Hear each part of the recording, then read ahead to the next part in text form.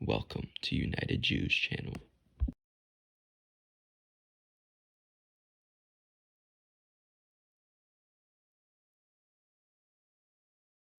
I'm Tatiana Kerzhner, and I'm the host of United Jews channel. And Michael and Igor are speakers that we often have in our roundtable discussions. And Daniel is here first time.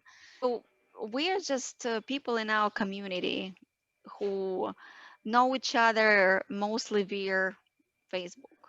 So we're not close friends.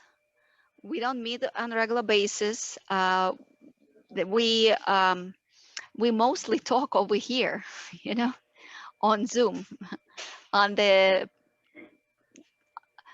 these topics of politics. That's all. The end goal of this exercise is for us to talk. It's a roundtable discussion, and maybe we can come to some kind of common ground because here we are with different political points. We're thinking differently, even though I deeply believe, and this would be my first question, we do have the same goal. We do want the same. Maybe some of us do not think so, but I think we all want the same thing. We want happiness. We want people to be successful. We want people to be fed, not to live on the streets, want to be healthy. We want the same thing. Am I right? I think we all want the same thing, yet we think differently how to get there. And that's our difference. Well, that vision that you described was a little bit older vision. I don't believe that currently in the nowadays days it's still I believe people already changed, and we have polarization of society where actually we disagree more fundamentally. I believe people now on different sides of their political view want completely different. They literally want, you know, would rather have, you know, everything burned down sometimes,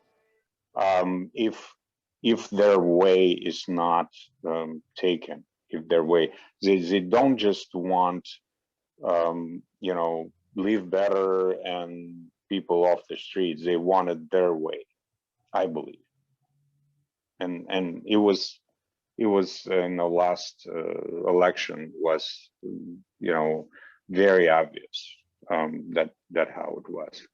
I think we want the same things. I'm trying to find a common ground here.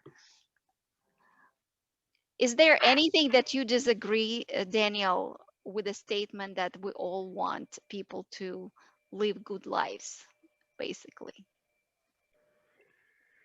It's impossible to disagree with because that is fundamentally true. I mean, you know, some people are, you know, have psychopathic intentions that don't want a good life for whatever reasons, but on average, statistically speaking, yes.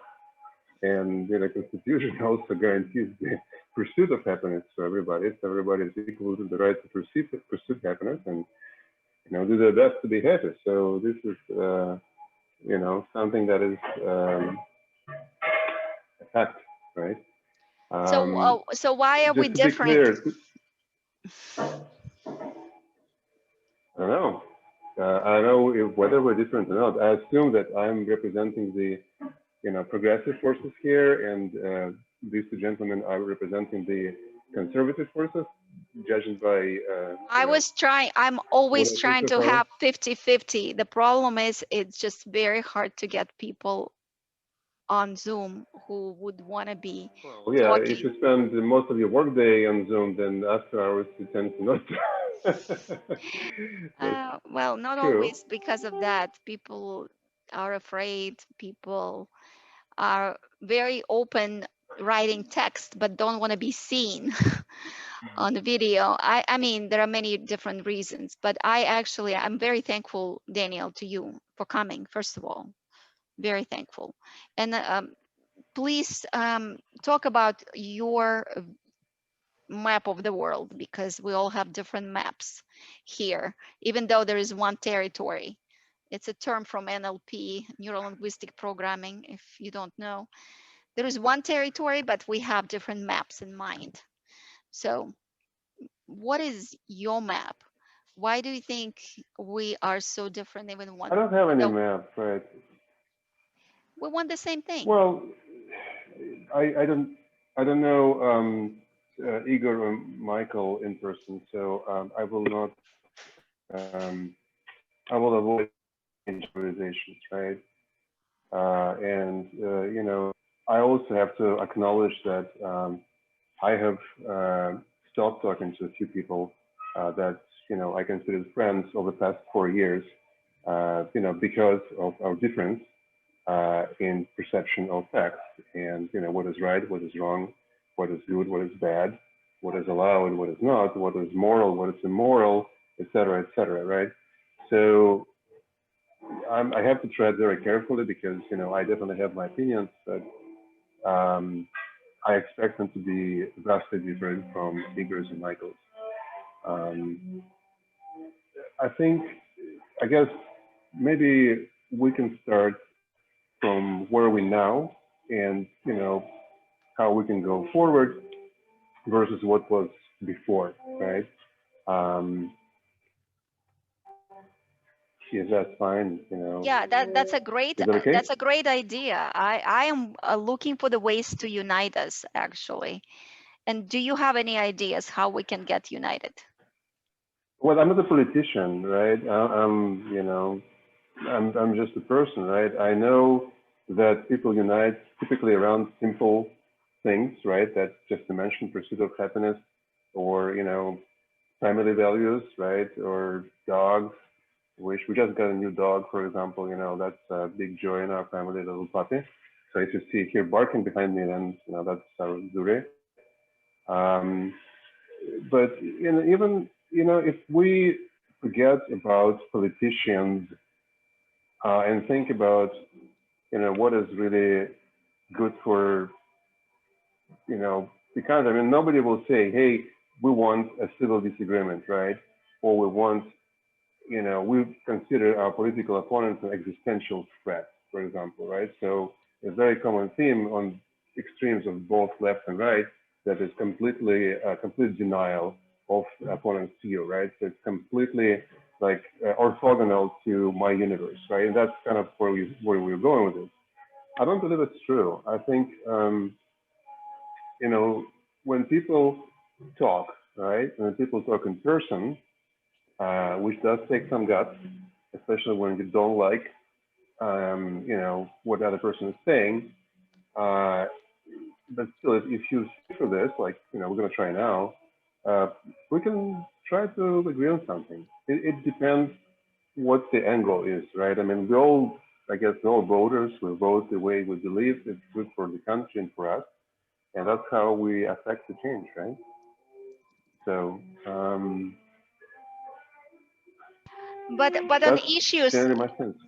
we have different views on very important issues, and Okay. it looks like one side is pushing this on the other side, and then the other side doesn't want it, you know, so there is a conflict all the time. So as people who are, you know, on a human level, we can talk about dogs, children. Yes, of course, we can talk forever, you know, but as soon as we start talking about anything that's more a tiny bit political, here's we're gonna disagree. And how can we talk on hot issues and don't get, you know, into the huge argument? How can we Okay. express Well, our ideas, you know? uh, Actually, I have an idea because I thought about it. There is a 5 why method. Have you heard of this method of 5 whys? So somebody says a statement or ask a question, and people ask him why. A person has to answer, and then according to the answer, we'll be asking why one more time, and then you do it 5 times, and that will get you to the very, very deeply into the underlying, like really, really why. Because people talk about things and they jump from subject to subject, they never finish the thought, and they never go deeply enough to really, really investigate what's down there, you know. So maybe we can start with that. We'll pick an issue and we'll do whys, 5 whys. Okay. Why did you say that one side is pushing something on the other? Whom do you mean specifically, and what is being pushed? Well, I believe transgender in sports is being pushed. And I personally disagree with that, because I think people can claim whatever they want to claim. A man could become a woman. It's okay psychologically, but physically was born a man. And I feel for the girls who are playing sports against biological men who was born a man, because that person is stronger. I am, but that is being pushed on me and my children, and who may be playing sports. So that I am against, for example. That's a subject. I mean, we can talk why, and I can tell you, we can go very deeply why I believe that. It's biology. Okay, It's not even politics. help understand. When I say it's being pushed on you, yeah. Right. When I'm saying pushed, how is that being pushed on you? For example, can I say that somebody's anti-abortion views or something like that being pushed on me? I mean, is it the same equivalent? What do you mean pushed? Is somebody forces your children to alter their behavior, to do something different, to acknowledge transgender in sports or something like that? I believe there is a handball team right now where there is a transgender person there who is 6'2", weights God knows how many pounds, and that team wins everything. Because that person plays as a girl, and that's basically cheating. Is that that's your I concern? believe it's cheating in sports. Yes, I do believe, because this is not even politics, it's biology. And so yeah. No, but okay. Go ahead, please. I mean, I am interested what you think about this, because I'm sure you probably supported this. But if you know the details of what really going on, and if, for example, if you had a daughter on that team, on the opposite team, would you be happy about it? Because I think a lot of people support the issues because they are away from those issues. It's very hard. It's very easy to look at the window and say, oh, those people, yeah, I support this guy, I don't support that guy. But when you are in this situation, your family is in this situation, you might think differently. If your family gets canceled for whatever reason, you might think differently. And I think I am so I'm so sad that we have this cancel culture, that people cancel each other anywhere. Everything gets canceled, everything. Like you don't even know, like you don't know what's gonna get canceled tomorrow. Like I'm lost. I just don't know where it's all going. What do you think? Where is all going? We'll cancel everything and we'll start from scratch, from build a new world. Tanya, if I may call you that, your narration of that already shows that you have opinion on the subject. If you're playing the independent moderator, I wouldn't be using that example. I mean, there okay, I'm sorry. Yeah. The so-called wedge. So this matter of transgender sports is important for you. Maybe some, like high ammo ammunition is important to me because I'm anti-gun. for example, right? I can talk for hours why, we have to prohibit high capacity magazines. Somebody else, advocates for religious Jews and, how they should be able not to vaccinate, and that's totally their right. And, we can talk hours. These are wedge issues that, people who are part of this can feel very strongly about, and that's normal, right? I don't think we should politicize that and pick on these issues as overall, because these are divider issues, right? If we start picking on this, we will be very quickly divided, right? I guess, I'm sure that Igor and Michael can, name have other issues which bother them: political correctness, ethnic studies, Black Lives Matter, Antifa, you name it. I mean, we all have this, right? I can name 10,000 issues on the right that bother me, right? And the question is, okay, so then what, right? So you said that we can try to find common ground, and I think first step to that would be not getting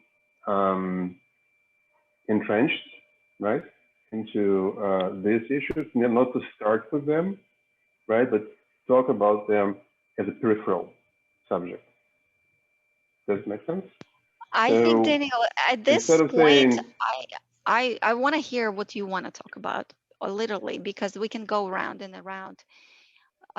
Pick a topic that you want to talk about, and everyone will, I guess, will pick it up and express their opinions, how we can unite on that particular subject that you're passionate about.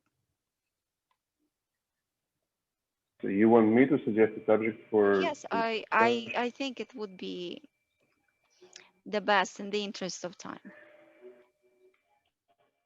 Okay.